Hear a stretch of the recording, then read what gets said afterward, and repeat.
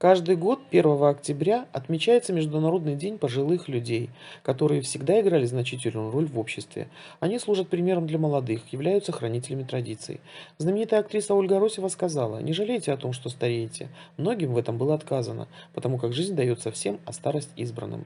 Желаем, чтобы пожилой возраст был временем для радости и счастья. С праздником!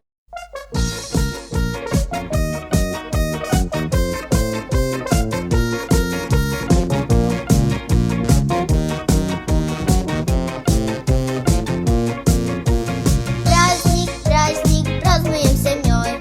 Праздник, праздник, свадьбы золотой. Горка, горка, весело кричать. 40 правнуков и 25 внучат. Бабушка рядышком с дедушкой.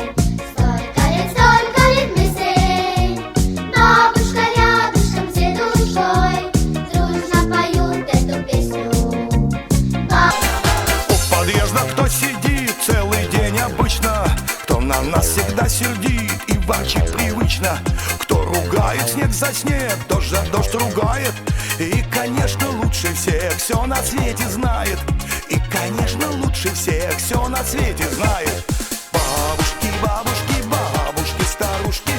Бабушки, бабушки, ушки на макушке. Бабушки, бабушки, мы вас уважаем. Только как вас понять, мы, увы, не знаем. Только как вас понять, мы, увы, не знаем, не знаем.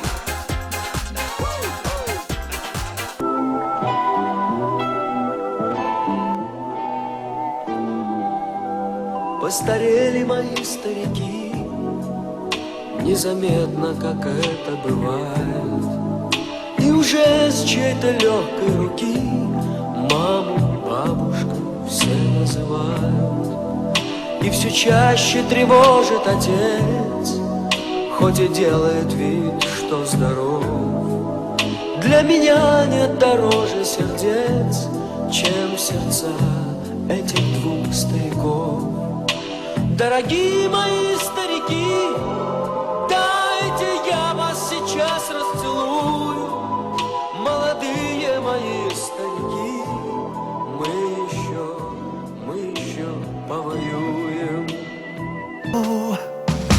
Помолимся за родителей, за всех живых и небожителей. И час, когда станет холодать, их души свечами согреть.